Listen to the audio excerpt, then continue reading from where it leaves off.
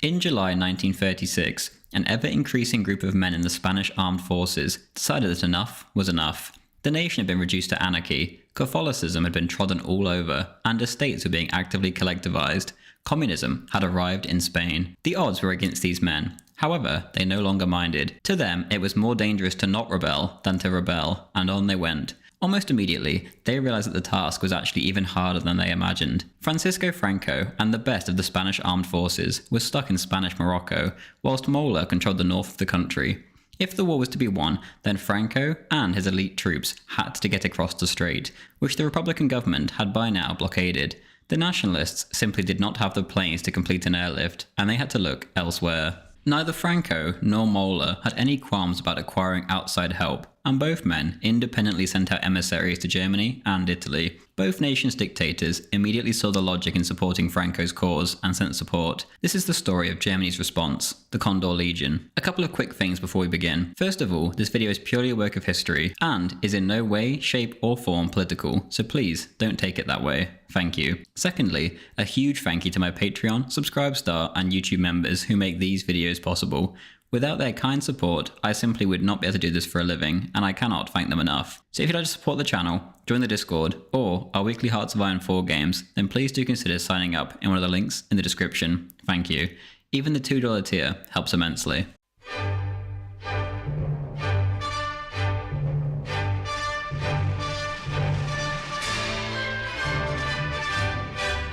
The Nationalists' only hope for success was immediately obvious. There was no hope of getting across the strait, at least in any great number. The naval aspect of the rising had been somewhat overlooked, and hundreds of naval officers had simply been butchered by their own crews, just because they were vaguely conservative, or seen as upper class.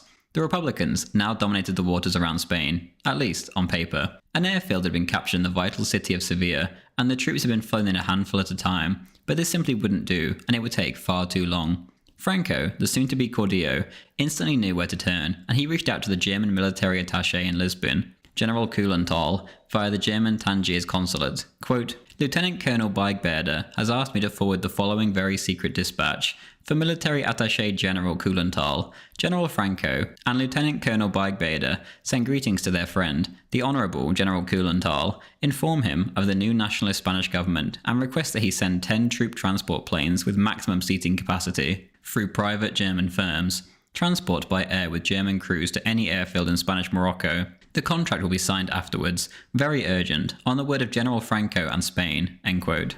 On the 23rd of July, this cable was received, and it eventually reached the German Foreign Ministry, who rejected Franco's appeal immediately. The bureaucrats at the Wilhelmstrasse had hung the Spanish patriots out to dry. The Spaniards, however, did not give up. In the Canary Islands, a German Junkers 52 mail plane was simply commandeered by the Spaniards, and the Spaniards reached out to the small German business colony in Tetuan. One of the men there was Johannes Bernhardt, a businessman with important connections in both Spain and Germany. Another was Adolf Langenheim, a 64-year-old engineer who was the local organizer of the 33 Nazi Party members in the colony. The former offered to fly to his homeland to bypass the Foreign Ministry bureaucrats. At 5:30 p.m. on the 23rd of July, they set off aboard the commandeered Junkers. In July, on the 25th, Alfred Hess, brother of Rudolf Hess, put in a good word for his friends, and the deputy Führer quickly picked up the phone and spoke to Adolf Hitler. The Führer immediately grasped the seriousness of the mission and agreed to meet the emissaries. The party then flew on to Nuremberg in an aircraft provided by the director of Lufthansa, and then they drove to Beirut, where Hitler was attending his beloved Wagner festival. Soon enough, the two businessmen found themselves in front of Hitler, Hermann Göring, and Field Marshal von Blomberg. Within 2 hours, Hitler made his decision and blew off the advice of his entourage. He would help save the Spanish cause. Göring was ordered to make arrangements to provide the almost unknown General Franco with whatever he needed. Göring summoned the ever-reliable Milch and ordered Rear Admiral Lindau to be picked up the following morning and brought to Beirut. By the next evening, Lindau had come and gone back to Hamburg. By now, he had orders to load a cargo ship with equipment and an expeditionary force. Meanwhile, Milch had summoned a group of officers in Berlin and arranged the dispatch of 20 Junkers transport planes with fighter escorts and ground backup. The original Junkers 52 mail plane was stripped out to make room for hundreds of aviation fuel canisters, and back it went to Morocco, over and over again, carrying the vital fuel for the airlift. Captain Henke, the pilot, then began to ferry his first group of Moors across the strait to Seville. Franco was then brought the incredible news that Hitler had sent 20 planes rather than the originally requested 10. On the 31st of July, the last planes left Germany for Spain. One of them accidentally landed in Madrid, which was in Republican hands. Thankfully for the pilot, another German plane was there to evacuate refugees and quickly informed him of his error. He quickly took off, but didn't have enough fuel and landed at another Republican airfield where the plane was ordered to be impounded. The German ambassador had to feign ignorance and said it was a refugee plane. Michael Alpert describes the process of ferrying the Moroccans and Spanish legionnaires across the strait. Quote, "In the week of the 10th to 16th of August, nearly 8 tons of armaments and 2,853 men, or 400 per day, sitting on the floor with their rifles between their knees, had been flown, making this the first military airlift in history. The legionnaires and Moors waited, camped out on the airfield at Tetuan. Conditions were difficult. The August heat was unbearable. Aircraft flew all day, carrying men to the peninsula, so they had to be serviced at night in the light of headlights and cooking fires. The shortage of adequate equipment meant that aircraft had to be refueled with hand pumps. When the runway at Jerez de la Frontera was ready, sherry pumps were used, but they were slow and took a minute to pump 3 litres of fuel. German meticulousness had to admit that the Spanish gift for improvisation, or chapuza, was amazingly useful at times." End quote. By the 11th of October, the airlift was complete. 13,962 men had crossed the strait along with 270 tons of war material over the course of 868 flights. Only 1 plane and 2 men had been lost. This was quite the feat for the first airlift in military history. The Nationalists, led by Francisco Franco in the south, now began their march on Madrid. Hitler's airlift had won them Western Andalusia and thus a shot at winning the war. The Fuhrer would later say, quote, "Franco ought to erect a monument to the glory of the Ju-52. It is the aircraft which the Spanish Revolution has to thank for its victory." End quote. Before this impressive feat, men had volunteered in Germany for service in Spain. This would be the first time since the Great War that the Germans would be able to take to the skies, albeit this time unofficially. If one wanted to sign up, they had to resign their commission, and they were placed in the reserve, so that if they were captured, they could insist that they were not Luftwaffe pilots. The pay was great, too. In a few months' time, you could save up perhaps 7,000 marks, a gigantic sum for a working-class man of that time in Germany. Money aside, many were enthusiastic to sign up, as A, it would look great on your record, and B, many wanted action and adventure regardless. Adolf Garland, the German fighter ace from the Second World War, would later recall, quote, "1 or 2 of our comrades vanished suddenly into thin air, without our having heard anything about their transfer orders. After 6 months, they returned, sunburned and in high spirits." End quote. The men, however, were expressly ordered not to say a word about their time in Spain, and the entire operation was covered in secrecy. Officially, the Germans were there as part of the Strength Through Joy program, or some other such excuse. The huge containers of equipment were labelled as furniture. Originally, the men signing up didn't even know where they were going, simply that they were going to save a people in great difficulties from Bolshevism. The first group of men, en route via cargo ship, were told where they were going only when they were at sea. They were then told about the Spanish situation and shown evidence of the horrible atrocities being carried out in the Republican zone. They were also warned not to mess with the local women, as they could be particularly charming and the men could be particularly jealous. Most importantly, they were warned not to act like bulls in a china shop. At first, of course, the Germans' tasks were limited to transporting the Moroccans and legionnaires across the straits. The expedition did bring 6 fighter pilots, however, to teach the Spaniards how to use their new fighter escorts. Even this task, however, was not easy. Quote, "In torrid heat, the mechanics assembled the machines. The excessive speed with which the expedition had been put together meant that even German efficiency had not managed to ensure that the right tools were available, and some basic facilities were not to be found. The Germans, which were the Spanish mechanics, suffering the usual problems of mutual understanding because interpreters had not been provided. Von Schell's report to Sonderstab V was particularly critical of Spanish lack of punctuality regarding food. The Germans wanted their main meal at noon, precisely while Spanish meal times could be delayed for hours. Occasionally, German mechanics fainted in the searing heat, while hands were burned on tools which had been left in the sun." End quote. The Germans' duties quickly began to expand, as expected. In early August, their transports were attacked by the Republican Navy, and so 2 Junkers were then transferred to bomber duties in order to defend themselves. The 2 planes, on the 13th of August, hunted down the exact same battleship that had fired at them, and landed a successful hit on its bridge, killing 3 men and wounding 3 more. On the 23rd of August, the same 2 transport planes headed to the Toledo Alcazar to drop supplies to the beleaguered defenders. Soon enough, the Germans were begging to be allowed to use their own fighters for combat missions, as opposed to just letting the Spaniards take the reins. The Spaniards kept crashing them and found them hard to handle, and frustration grew and grew. On the 24th of August, German fighter pilots entered combat for the first time since the Great War. It had taken barely a month for the Germans to fully involve themselves, and almost immediately the Republicans felt the difference. Day by day, the Republican Air Force was being picked off piecemeal by the Germans. On the 20th of September, the Germans took their first casualty of the war, as Lieutenant Eberhard Hefter's plane flew into the Vittoria Town Hall in Navarre due to engine trouble. Meanwhile, more material was arriving on a German cargo ship. The ship, due to the Republican blockade, was forced to dock at Lisbon, but Salazar, ever a great friend of the Spaniards, allowed the goods to pass through his lands to the Spanish and their German allies. The German contribution had been greatly increased due to reports that the French were supplying far greater quantities to the Republicans. After all, both nations were led by far-left Popular Front governments. Léon Blum, the Jewish Prime Minister of France, felt the Spanish cause as his own. The French issue also led to Germany quickly bringing over anti-tank units, along with Mark I Panzer tanks.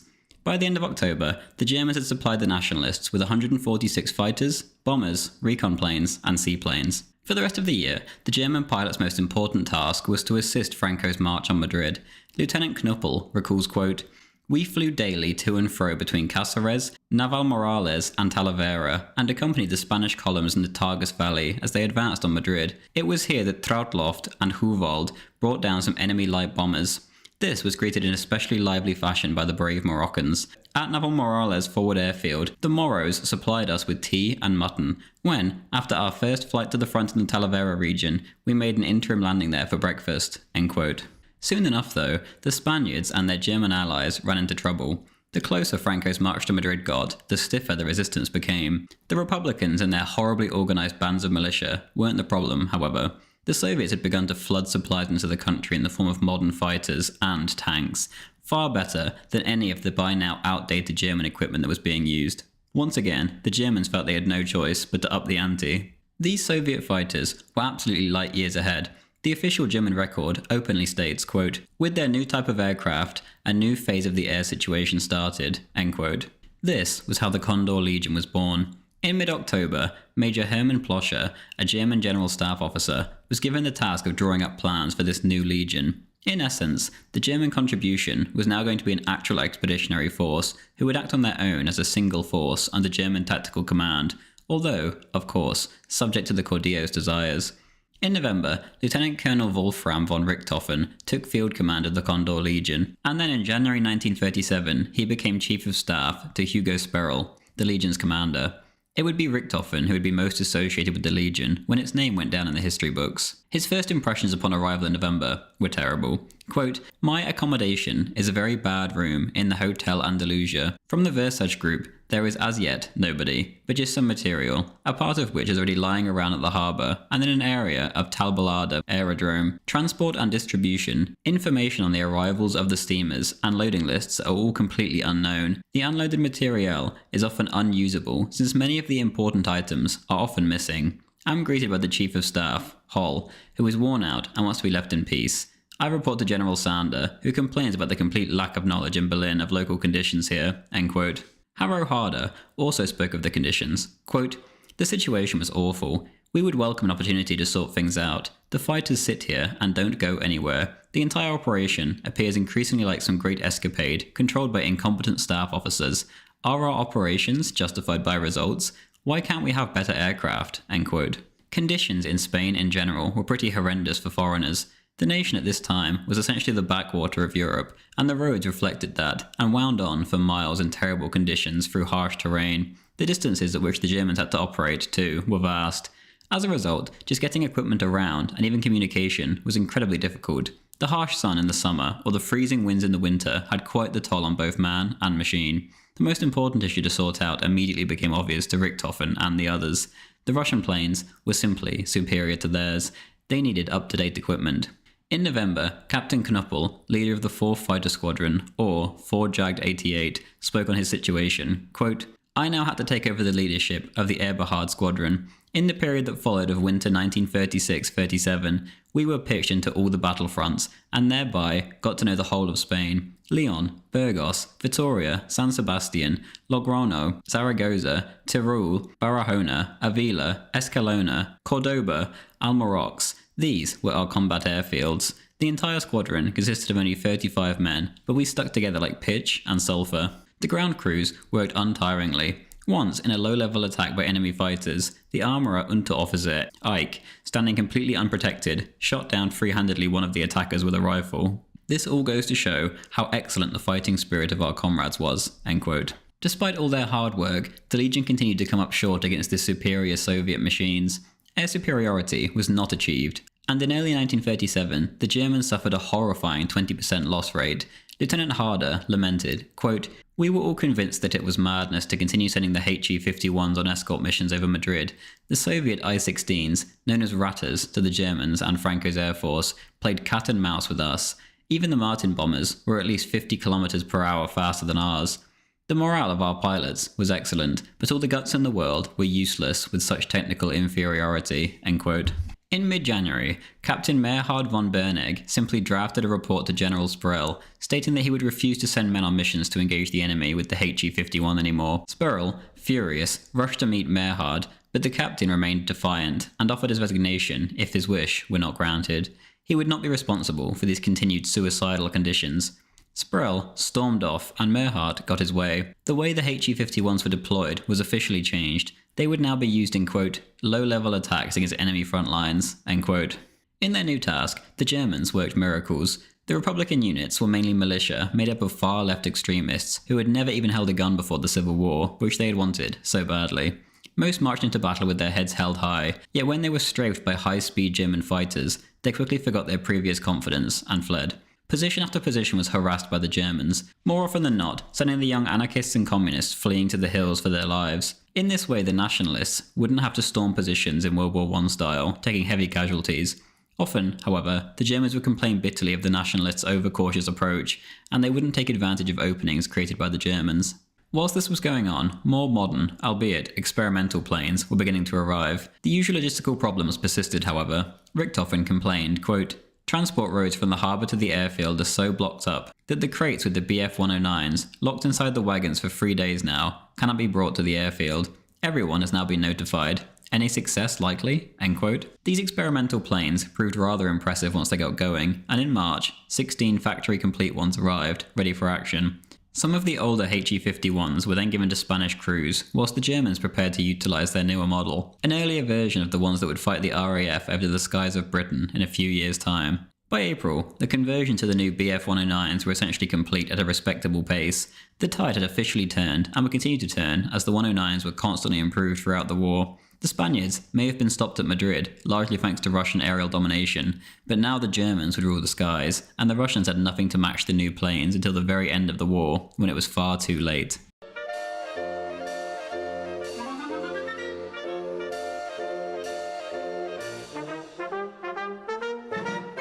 The Italians, on their own initiative, had bit off more than they could chew at Guadalajara and been beaten to a stalemate.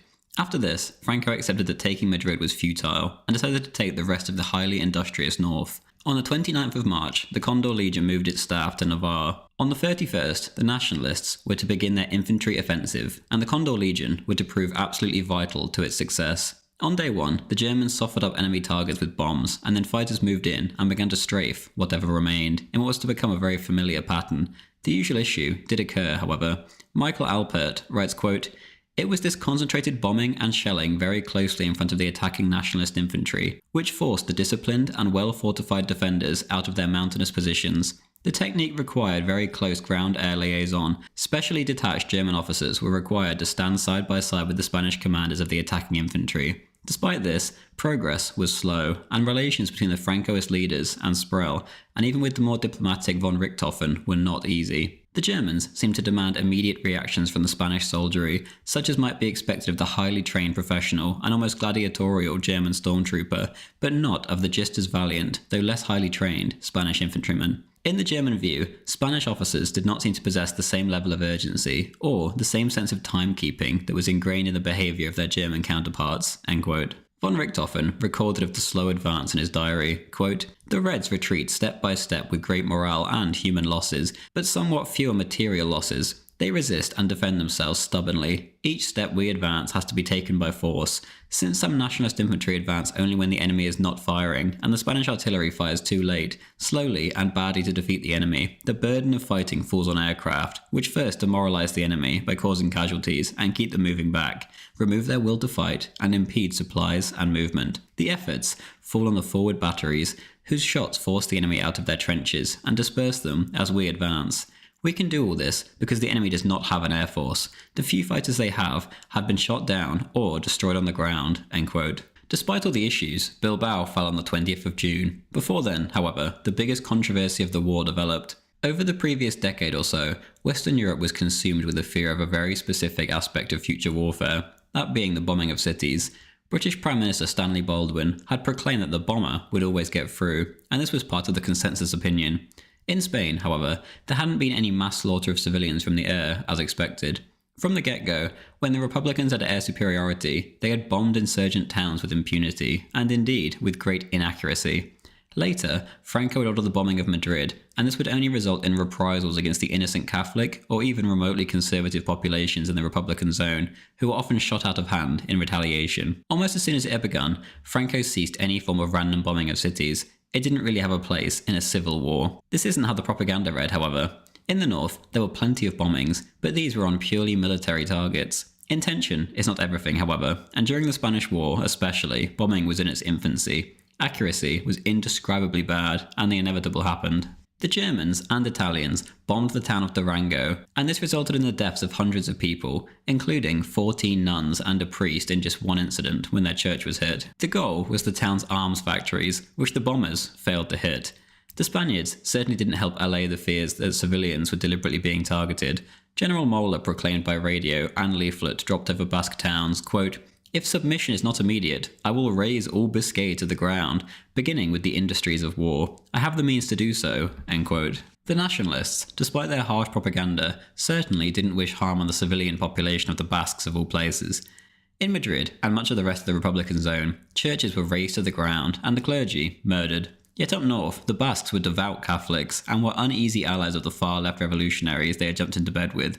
They just wanted independence, yet they were ideologically identical with the Nationalists. Sympathy for the nationalist cause amidst much of the population was of course gigantic, and Franco, Mola, and all the others had no interest in raining bombs on their heads. Regardless, the bombing of military installations had to go on, no matter how inaccurate. Durango, even still, didn't really make the headlines. Guernica, a few weeks later however, did. Guernica was a town being used by the enemy, right behind the front, which also housed an arms industry, which most importantly produced incendiary bombs. The town was also a key road and rail junction. Lieutenant Hans Asmus recalled, quote, "All the roads joined together at Guernica, forming the artery that led across the bridge into town." Then, Captain Klaus Gautlitz, the operations officer, standing with von Richthofen, drew a circle in red around the road junction and the bridge, end quote. The bombing was extremely excessive, and little regard was taken for the civilian population, who had no air raid shelters or any kind of protection. The entire town was essentially destroyed, and a ridiculous amount of firebombs were dropped on it, considering its size. A worldwide media nightmare ensued for the Nationalists, and it would forever damage their reputation, and would force them to be far more careful in future. Guernica, a town holding special meaning to all Basques, was left in a smoking ruin. Despite international complications, the advance continued, and Santander fell on the 26th of August. Next up was Gijon, and the entire Condor Legion's J-88 fighter force was assembled at a single aerodrome and working themselves to the bone. Adolf Garland, the world-famous fighter ace from the Second World War, recalled of the fighting itself, quote, "Reloading the machine guns, you usually cut your knuckles open on one of the many obstacles in the unbelievably confined space of the overhead cockpit. On hot days, we flew in bathing trunks, and on returning from a sortie, looked more like coal miners, dripping with sweat, smeared with oil, and blackened by gunpowder smoke." End quote. The fighting over Gijon was intense, and the Republicans flooded in all they had to save the city. Yet, it was not enough. The Germans took heavy losses, but their superior training and aircraft won the day. The city fell on the 21st of October. Earlier, in July, there had been heavy fighting elsewhere too. The Republicans had tried their hand at an offensive, whilst the Nationalists were busy in the north. Brunet, west of Madrid, soon fell, and the Republicans made quick progress. As always, however, they failed to exploit their initial success, and Franco simply shifted forces south to deal with the issue, including many of the Condor Legion. Captain Handrick recalls the success of the German ground strafing missions. Quote, "The success of our low-level attacks was quite considerable. Spanish observers reported that on one occasion, following our low-level attacks on a 150-metre stretch of foxholes, 100 Red Spaniards had been taken care of by our machine guns. It was possible to make this determination because immediately after our attack, the foxholes were taken by Spanish Nationalist infantry." End quote. As for the air war, Lieutenant Lutzow recalls, quote, "The battles on the Brunette front had reached their zenith. Despite our air superiority, the Red bombers attacked again and again. A small group of volunteer fighters, with limited means, was fighting against a tremendous superiority in personnel and materiel. What made us different from our opponent was the quality of our pilots and our aircraft." End quote. As expected, the Nationalists and their German and Italian allies came out on top, as was now becoming quite the theme in this war. The North had fallen, and the Republicans had failed to exploit the situation. Now, all eyes turned to the East.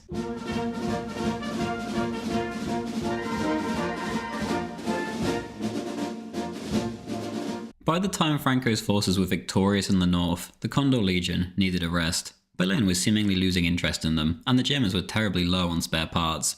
Colonel Pitcairn recalled, quote, "We had the feeling that we had been sent to Spain and then deserted. We had to bail ourselves out of a generally forgotten war." End quote. Despite this, new aircraft did continue to arrive, and all 4 bomber squadrons were equipped with the most up-to-date Heinkel 111s, and the old crafts were passed off to the Spaniards, as was always the case.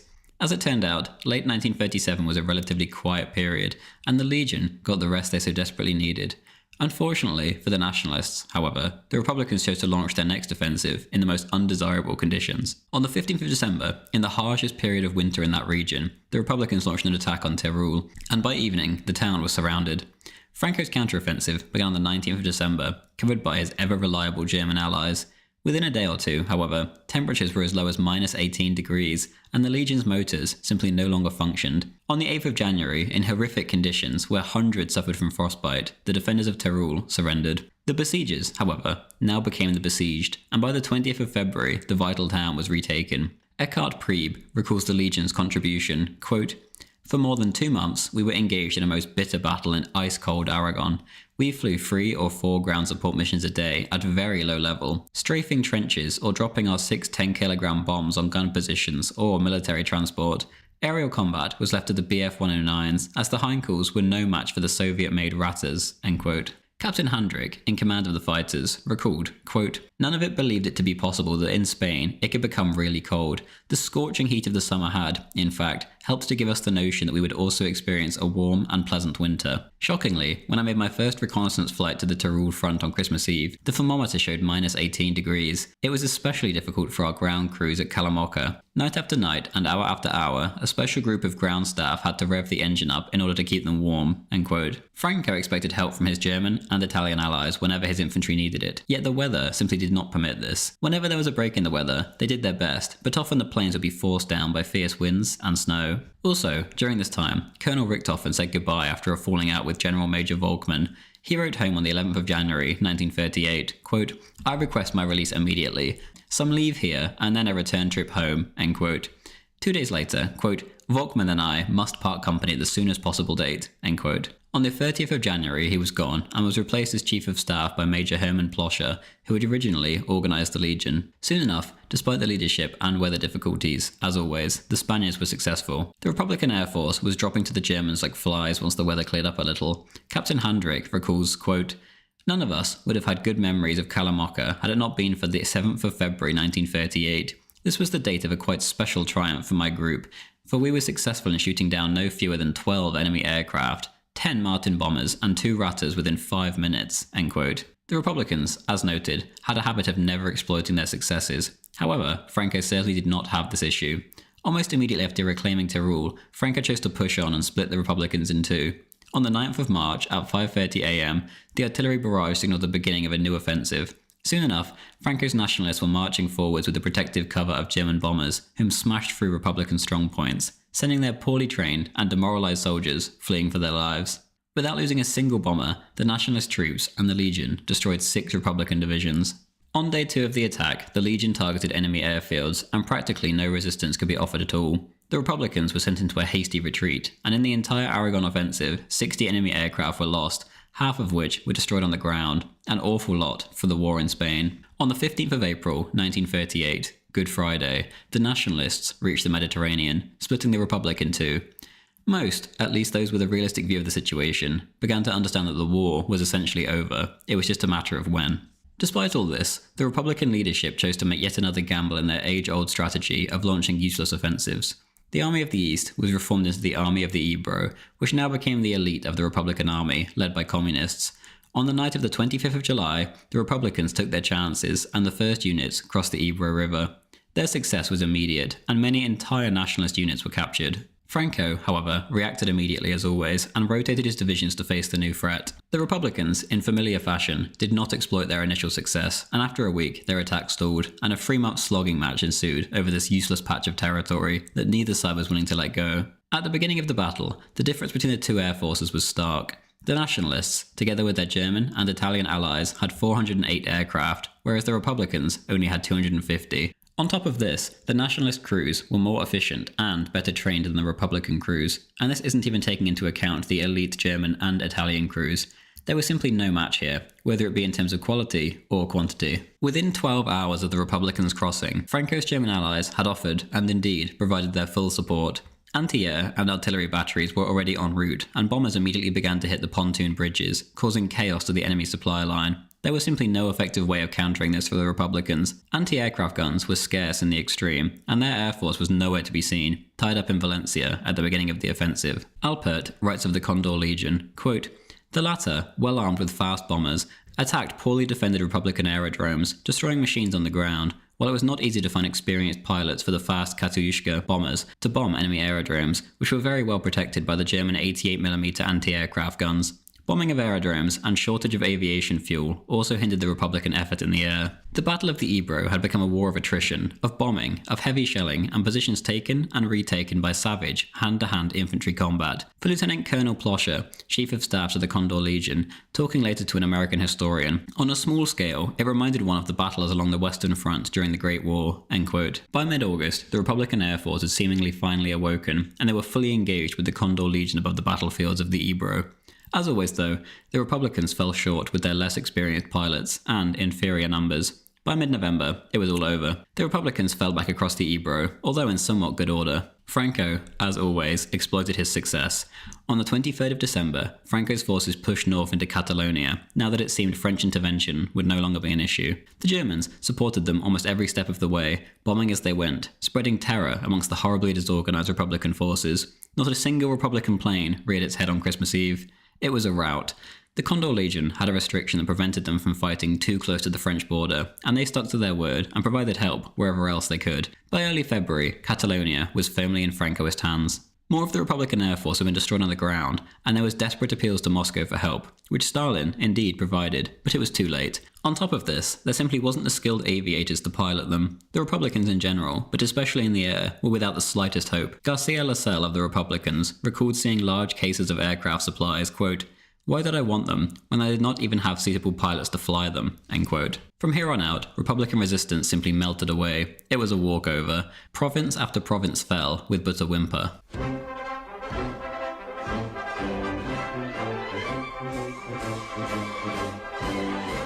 The Condor Legion had done its job, and now it was almost time to return home. The Germans flew in mass formations over the many victory parades across the nation before the final one in Leon on the 22nd of May. On the 28th, the Germans said their goodbyes at Vigo. Hermann Göring, head of the Luftwaffe, was there to meet his victorious airmen as they docked at Hamburg. On the 6th of June, Hitler reviewed the gigantic victory parade of the entire Legion, all 20,000 of them. The 298 fallen Germans were honoured too.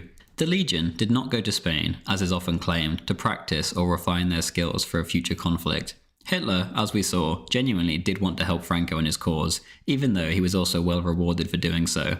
The lessons learned from the air war in Spain were just a consequence of the conflict, just as lessons are learned from any conflict. More importantly than anything, the experience on an individual level led to Germany having a core nucleus of men to lead the Luftwaffe in the future, and this explains a lot of their initial success in World War II, despite the disastrous leadership of the incompetent Göring. Almost all of the pilots from Spain ended up leading squadrons in the Second World War, and indeed a large number of course lost their lives in that brutal conflict. Thank you very much for watching. I hope you enjoyed this video, and if you made it this far, please do leave a like, it helps immensely. Most of all though, a gigantic thank you to my Patreon, Subscribe Star, and YouTube members for their continued support. It is purely thanks to their generous donations that I am able to work on these videos every day, and it means the world. Thank you.